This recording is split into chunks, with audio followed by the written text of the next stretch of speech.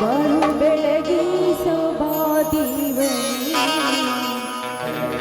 ಭಕ್ತರುದ್ಧ ಹರಿಸೋ ಪರಮಾತ್ಮನೇ ಹತ್ತು ಅವತಾರ ಭಗವಾನನೇ ಮುತ್ತಿನಾರೋತಿ ಬೆಳಗುವಿನ ಬಾಳು ಬೆಳಗಿಸೋ ಬಾದಿವನಿ ಭಕ್ತರುದ್ಧ ಹರಿಸೋ ಪರಮಾತ್ಮನೇ ಹತ್ತು ಅವತಾರ ಭಗವಾನನೇ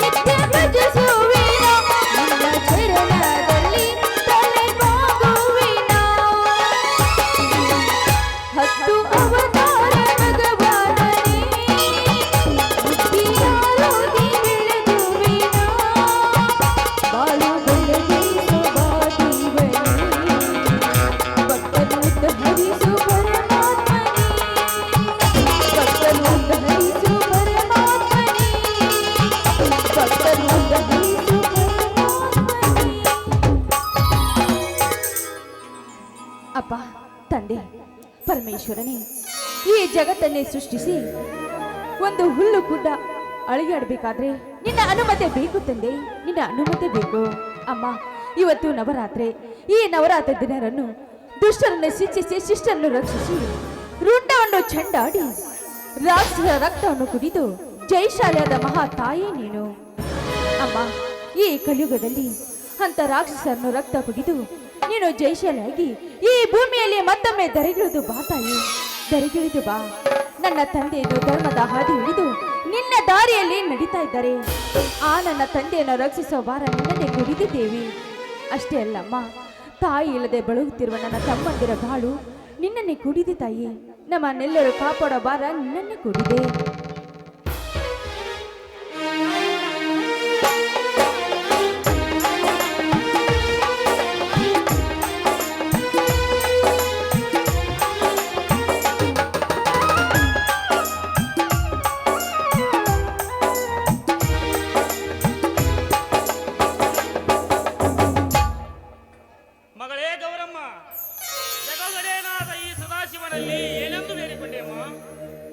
ಅಪ್ಪ ಬನ್ನಿಯಪ್ಪ, ಇವತ್ತು ನವರಾತ್ರಿ ಹಬ್ಬ.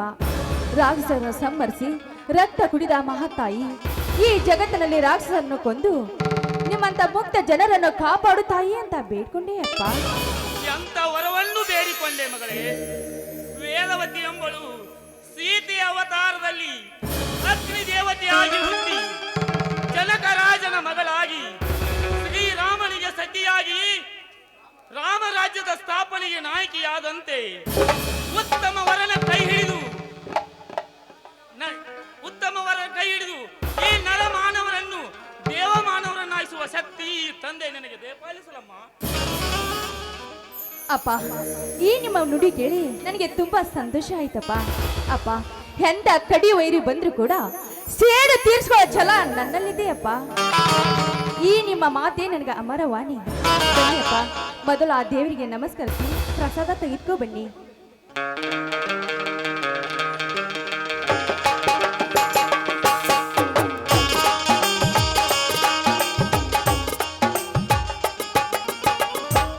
ಎದ್ದೇಳು ಗೌರಿ, ಎದ್ದೇಳು. ಕುಲವೆಂದು ಬಡಿದಾಡುವ ಈ ಕಾಲದಲ್ಲಿ ನೆಲಕ್ಕಾಗಿ ತಮ್ಮ ತೋಳಬಲವನ್ನೇ ಪ್ರದರ್ಶಿಸುವ ನೆಲ ರಾಕ್ಷಸಿರಿಯ ನೀ ನಾಯಕಿಯಾಗಿ ರಾಮ ಲಕ್ಷ್ಮಣರಂತೆ ತೇಜೋಮಯವಾಗಿ ಬೆಳೆಯುತ್ತಿರುವ ನಿನ್ನ ತಮ್ಮಂದಿರಿಗೆ ನೀನೇ ತಾಯಿಯಾಗಿ ಒಟ್ಟ ಮನೆಗೆ ನೀ ದಿಟ್ಟ ಹೆಣ್ಣಾಗಿ ಈ ರಮಾನಂದನ ಮನೆ ಉತ್ತಮರ ಮನೆ ಎಂದು ಹೊಗಳುವಂತೆ ಕೀರ್ತಿತಾರಮ್ಮ. ಆಯ್ತು ಅಪ್ಪ, ಈ ನಿರ್ಧಾರದ ಮಾತನ್ನು ನನ್ನ ಯಾವತ್ತೂ ಬೀರೋದಿಲ್ಲಪ್ಪ. ಈ ಮನೆಗೆ ಯಾವತ್ತೂ ಕೊಳಕ ತರದೆ ಈ ಧರ್ಮವಂತರ ಮನೆ, ಈ ಉತ್ತಮರ ಮನೆಯನ್ನು ನಿಮ್ಮ ಹೆಸರನ್ನು ನಾನು ತರುತ್ತೇನೆ ಅಪ್ಪ, ತರುತ್ತೇನೆ. ಸಂತೋಷ ಮಗಳೇ, ಸಂತೋಷ. ನಿನ್ನ ತಲೆಯ ಮೇಲೆ ಅಕ್ಷತೆ ಹಾಕಬೇಕೆಂದರೆ ನಿನ್ನ ತಾಯಿಯ ಚಿಂತೆ ಮಗಳೇ, ನಿನ್ನ ತಾಯಿಯ ಚಿಂತೆ. ಅಪ್ಪ, ದುಃಖಿಸ್ಬೇಡಪ್ಪ, ದುಃಖಿಸ್ಬೇಡ. ನೋಡು, ಆಗಿದ್ದೇನೋ ಆಗೋಯ್ತು, ಮುಂದೆ ಆಗೋದನ್ನು ವಿಚಾರ ಮಾಡ್ಬೇಕಪ್ಪ. ಅಪ್ಪ ನೋಡು, ತಮ್ಮಂದರು ಸ್ಕೂಲ್ಗೆ ಹೋಗಿದ್ದಾರೆ, ಅವರು ಬರೋ ಹೊತ್ತಾಯ್ತು. ನಾನು ಅವರನ್ನು ಕರೆದುಕೊಂಡು ನಿಮಗೆ ಹಾಲನ್ನು ತೆಗೆದುಕೊಂಡು ಬರ್ತೀನಿ ಅಪ್ಪ. ಆಯ್ತಮ್ಮ.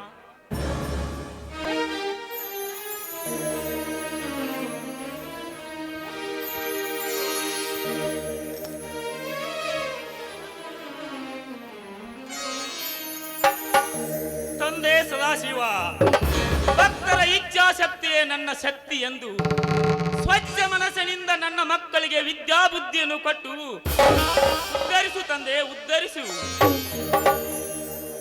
ಧರ್ಮವೇ ನನ್ನ ಉಸಿರೆಂದು ದೇಸಿ ರಾಜಕಾರಣ ಮಾಡದೆ ಜನವರೇ ನನ್ನ ಬಂಧುಗಳೆಂದು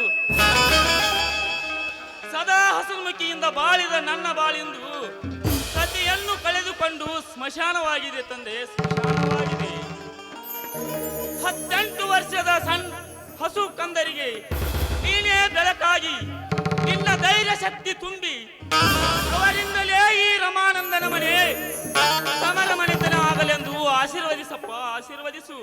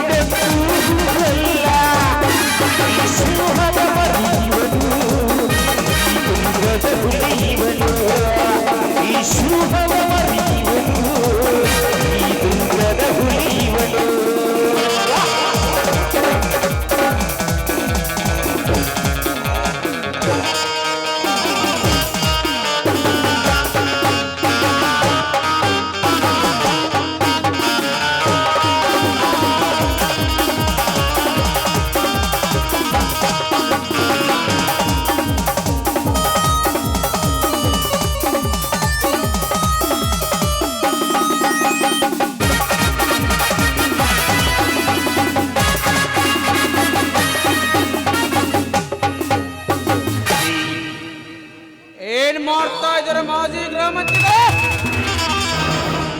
ಓ ಬನ್ನಿ ಗೌಡರೇ, ಅದೇಕೋ ತಮ್ಮ ಸೈನ್ಯ ಬಲದೊಂದಿಗೆ ಆಗಮಿಸಿದಿರಲ್ಲ, ಬನ್ನಿ ಕುಳಿತುಕೊಳ್ಳಿ. ಕುಳಿತು ನಿನ್ನೊಂದಿಗೆ ನೆಟ್ಟಸಿಕ ಬಳಸಲು ಬಂದಿಲ್ಲ ಈ ಬಂಟ. ಈ ಬಂಟ ಪ್ರಕಾಶ ಎಂತದ್ದು ಅಂತ ತೋರಿಸಿಕೊಳ್ಳಲು ಬಂದಿರುವೆ. ಗೌಡರೇ, ತಮ್ಮ ಮಾತಿನ ಅರ್ಥ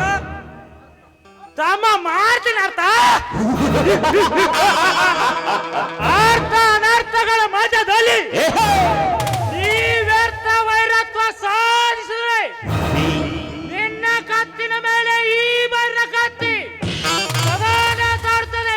ಎಚ್ಚರ! ಓಯ್! ನನ್ನ ಪ್ರಶ್ನೆಗೆ ಸರಿಯಾದ ಉತ್ತರ ಕೊಡು ಧರ್ಮವೀರ. ಲೇ ತಮ್ಮ, ನಮ್ ಗೌಡ್ರ ಪ್ರಶ್ನೆ ಸರಿಯಾದ ಉತ್ತರ ಕೊಡು ತಮ್ಮ ರಾಮರಾಯ. ಊರ ಹಿಂದಿನವನ ಭೂಮಿ ಪ್ರದೇಶದಲ್ಲಿ ಆಶ್ರಮನ ಕಟ್ಟಿಸಲು ಹೇಳಿದ್ಯಲ್ಲ, ಅದನ್ನು ಮೊದಲು ನಿಲ್ಲಿಸಲೇಬೇಕು. ಬಡವರಿಗಾಗಿ ಉಚಿತ ಜಾಗೆಯನ್ನು ಕೊಟ್ಟು ಮನೆ ಕಟ್ಟಲು ಅವಕಾಶ ಮಾಡಿದ್ದನ್ನು ರದ್ದು ಮಾಡಬೇಕೆ? ಏಕೆ? ಅದರಲ್ಲಿ ನನ್ನ ತಂದೆ ಸ್ಮರಣಾರ್ಥವಾಗಿ ಸ್ಟೀಲ್ ಫ್ಯಾಕ್ಟರಿ ಕಟ್ಟಿ ಅನೇಕ ಬಡವರಿಗೆ ಉದ್ಯೋಗ ಹಚ್ಚಬೇಕಿದೆ. ಸ್ವಂತ ನನ್ನ ಜಮೀನಿನಲ್ಲಿ ನಿಮ್ಮ ತಂದೆ ಹೆಸರಿಗೆ ಫ್ಯಾಕ್ಟರಿ ಕಟ್ಟಲು ಅವನೇನು ನನ್ನ ರಕ್ತಕ್ಕೆ ಹುಟ್ಟಿದವನೇ? ಸಾಧ್ಯವಿಲ್ಲ. ಸಾಧ್ಯವಿಲ್ಲ ಸಾಧ್ಯವಿಲ್ಲ ಅಂದ್ರೆ ನಿನ್ನ ಪ್ರಾಣ ಪಕ್ಷಿ ಈಗ ಉಳಿಯಲು ಸಾಧ್ಯವಿಲ್ಲ ರಮಾನಂದ. ನಿನ್ನ ಮಂತ್ರಿ ಅಧಿಕಾರದಲ್ಲಿ ನಿಷ್ಠಾವಂತ ಪೊಲೀಸ್ ಅಧಿಕಾರಿಯಾಗಿ ಬಾಳಬೇಕೆಂದ ನನ್ನ ತಂದೆಯನ್ನು ಸಸ್ಪೆಂಡ್ ಮಾಡಿ ಅವಮಾನಿತವಾಗಿ ಸಾಯುವಂತೆ ಮಾಡಿದ್ದೆಲ್ಲ, ಅದರ ಸೇಡಿಗಾಗಿ ಇಂದು ನಾನು ಸೇಡು ತೀರಿಸಿಕೊಳ್ಳಲು ಬಂದಿದ್ದೇನೆ. ಸೇಡು ಅದೆಷ್ಟು ಜನ ಗುಡುಗಿ ಹೋಗಿರೋರೋ ಈ ನನ್ನ ಧರ್ಮದ ಗರಡಿಯಲ್ಲಿ. ಮಿಸ್ಟರ್ ಪ್ರಕಾಶ್ ಗೌಡ, ನೀನು ಇನ್ನೂ ಚಿಕ್ಕವನು. ನಿನಗೆ ನನ್ನೊಂದಿಗೆ ಹಾರಾಡಲು ನಿನ್ನ ರೆಕ್ಕೆ ಬಲ ಇನ್ನೂ ಬಲತಿಲ್ಲ. ರೆಕ್ಕೆ ಸೋತು ನಡು ಸಮುದ್ರದಲ್ಲಿ ಬಿದ್ದು ಸಾಯಬೇಡ, ಹೊರಟು ಹೋಗು ಇಲ್ಲಿಂದ. ನಿನ್ನಿಂದ ನೀತಿ ಪಾಠ ಹೇಳಿಕೊಳ್ಳಷ್ಟು ಅಪ್ರಭುತ್ವ ನಾನಲ್ಲ. ಸರ್ಕಾರಿ ಕಿಮ್ಮತ್ತಲ್ಲಿ ಜಾಗ ಕೊಡ್ತೀವೋ ಅಥವಾ ಇಲ್ಲೋ? ಇಲ್ಲ, ಕೊಡೋದಕ್ಕೆ ಸಾಧ್ಯನೇ ಇಲ್ಲ. ಅದೇನದು ಬೇಗನೆ ಅಪ್ಪಣೆ ಮಾಡಿ ಗೌಡ್ರೆ. ಸತಿಯನ್ನು ಕರೆದುಕೊಂಡಿರುವ ಸೊಕ್ಕಿನಂತೆ ಸಿಕ್ಕಂತೆ ಮಾತನಾಡುವ ಈ ಸೂಳೆ ಮಗಿಗೆ ತೋರಿಸಲೇ ನಿನ್ನ ಕತ್ತಿಯ ಕರಾಮತ್ತನ್ನು. ಸತಿಯನ್ನು ಕಳೆದುಕೊಂಡು ಹಾರಾಡ್ತೀಯ ರಮಾನಂದ? ರಾಮರಾಜದ ಗಣಸನ್ನು ಹೋತ ರಮಾನಂದ ವೀರ ಮದಕರಿ ಅಂತ ಮುನ್ನಡಬೇಕೆಂದು ಹಾರಾಡ್ತೀಯ ನೀತ. ಇಂದು ನನ್ನ ದೊಡ್ಡ ದನಿ ಪೊಲೀಸ್ ಪಾಠ ಸವಿ ನೆನಪಿಗಾಗಿ ಇಂದು ನನ್ನ ಕತ್ತಿಗೆ ನಿನ್ನ ರಕ್ತಾಲೇಪನ ಮಾಡ್ತೀನಿ. ಜೈ ಖಾಲಿ ಖಾಲಿ ಚಾಲಿ ಚಾಲಿ ಈ ಮಗನ ಕತೆ ಮುಗಿತು. ಗೌರಿ, ಆ ಗೌರಿ ಇಂದು ನನ್ನ ಪಂಜರದೊಳಗೆ. ಲೇ ಬಸಲಿಂಗಪ್ಪ ಶೆಟ್ಟಿ, ಶಾಂಬೋಲಿಂಗ, ಅದೇನ್ ಹೇಳಿ ಗೌಡ್ರ? ನೀನು ತಯಾರಿಸಿದ ಬಾಂಡ್ ಮೇಲೆ ಸಹಿ ತೆಗೆದುಕೋ.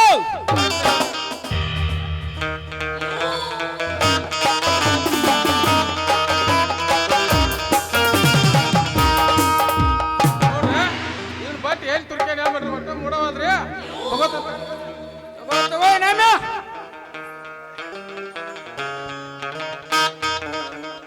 ನೋಡ್ರಿ, ಇನ್ನು ಮುಂದೆ ಊರ್ ಮುಂದೆ ಹೊಲ ನಮ್ಮದ ಆತ್ ನೋಡ್ರಿ.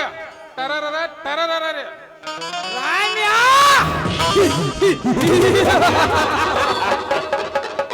ಇಂದು ನನ್ನ ತಂದೆ ಆತ್ಮಕ್ಕೆ ಶಾಂತಿ.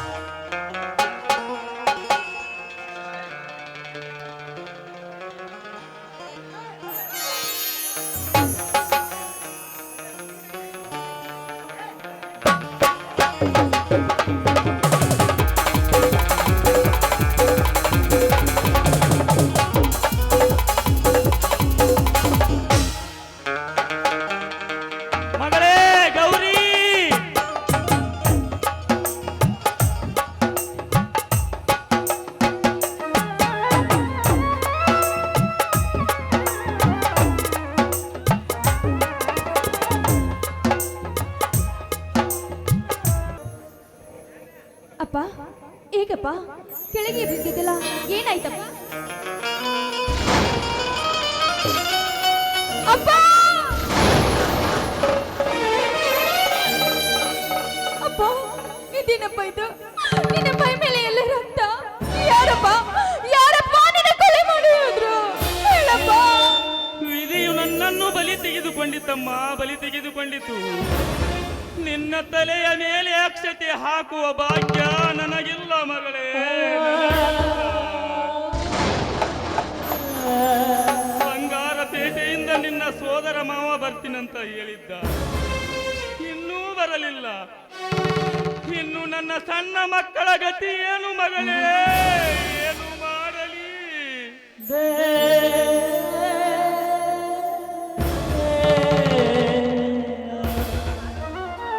ಮಾಮ, ಗೌರಿ, ಏನಿದೆಲ್ಲ?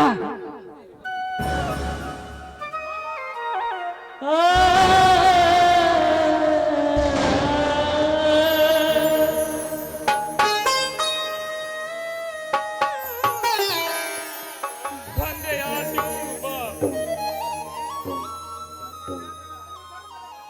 ಇದು ಧರ್ಮದ ಪ್ರತೀಕಾರ.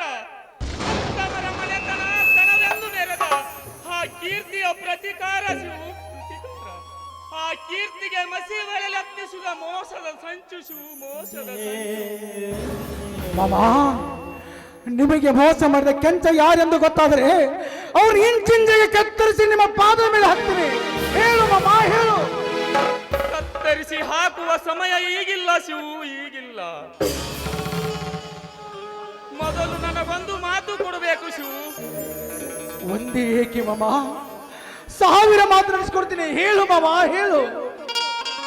ಹಾಗಾದರೆ ಹೆತ್ತವರ ಆಶ್ರಯವನ್ನು ಕಳೆದುಕೊಂಡ ಈ ಮನೆಗೆ ನೀನು ಆಶ್ರಯದಾತನಾಗಬೇಕಾದರೆ ಮೊದಲು ಈ ತಂದೆಯ ಸನ್ನಿಧಾನದಲ್ಲಿ ಈ ನನ್ನ ಮಗಳ ಕೈ ಹಿಡಿದು ನೀನು ಪತಿಯಾಗಬೇಕು.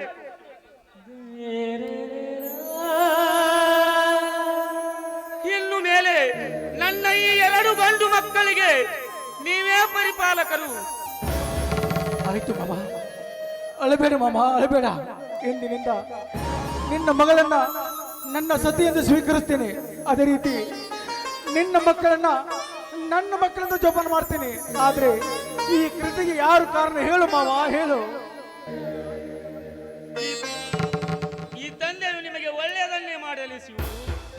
ಇದು ಧರ್ಮವಂತರ ಮನೆತನ, ಧರ್ಮವನ್ನು ಪರಿಪಾಲನೆ ಮಾಡುತ್ತಾ ಬಂದ ನ್ಯಾಯವಂತರ ಮನೆತನ. ಧರ್ಮದಲ್ಲಿ ಪರಮಾತ್ಮನಿದ್ದಾನೆ. ಆ ಧರ್ಮವನ್ನು ನೀನು ಪರಿಪಾಲನೆ ಮಾಡಿ ಬರುವ ಕಷ್ಟಕ್ಕೆ ಹೆಗಲು ಕೊಟ್ಟು ಈ ನನ್ನ ಕಿರಿಯ ಮಕ್ಕಳನ್ನು ನ್ಯಾಯ ನಿಷ್ಠೆಯಿಂದ ಹೆಮ್ಮರವಾಗಿ ಬೆಳೆಸು. ಈ ನನ್ನ ಕಂದರಿಗೆ ನೀ ಕಣ್ಣಾಗಿ, ಈ ನನ್ನ ಸಾವಿಗೆ ಕಾರಣರಾದ ನರಾಮೇಧರಿಗೆ ನೀನು ಶಿವನ ಉರಿಗಣ್ಣಾಗಿ ಬಾಳಪ್ಪ, ಉರಿಗಣ್ಣಾಗಿ ಬಾಳು. ಆಯ್ತು ಮಾಮ, ನಿಮ್ಮ ಪಾದ ಸಾಕ್ಷಿಯಾಗಿ ಮಾತಾಡ್ತೀನಿ.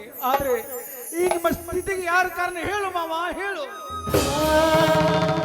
ಹೇಳ್ತೀನಿ ಶಿವು, ಇನ್ನೂ ಒಂದು ಮಾತಿದೆ ಶಿವಣ್ಣ. ಈ ನನ್ನ ಮಗಳು ಏನೂ ಅರಿಯದವಳು, ಇನ್ನು 6-8 ವರ್ಷದ ಕಂದರು.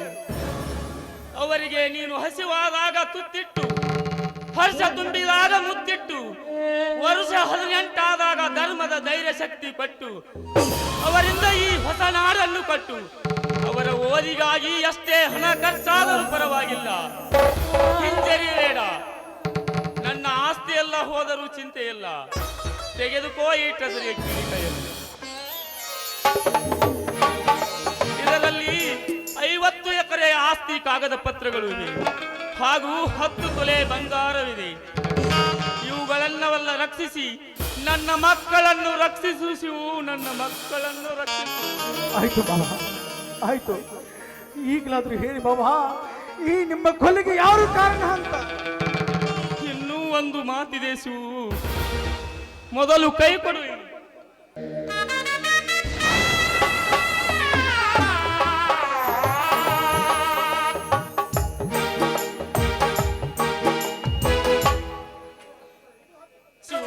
ಇದು 10 ತೊಲೆ ಬಂಗಾರದ ಕವಚ ಇದನ್ನು ನೀನು ಮೇರೆಲಂದೇ ಹಾಕಿದ್ದೇನೆ. ಇದನ್ನು ಹಾಕಿಕೊಂಡ ನೀನು ಧರ್ಮದ ಜಾಗೆಯಲ್ಲಿ ಧರ್ಮವನ್ನೇ ನುಡಿದು ಆ ನುಡಿಯಿಂದಲೇ ಈ ರಮಾನಂದನ ಮನೆ ಉತ್ತಮರ ಮನೆತನವಾಗಲಿ. ಅಪ್ಪ, ಈ ನಿನ್ನ ಕೊಲೆಗೆ ಯಾರು ಕಾರಣ? ಹೇಳು ಅಪ್ಪ, ಹೇಳು. ಹೇಳ್ತೀನಿ ಕೇಳು. ಅವನೇ ಆ ದುಷ್ಟ ಪರಾಕ್ರಮಿ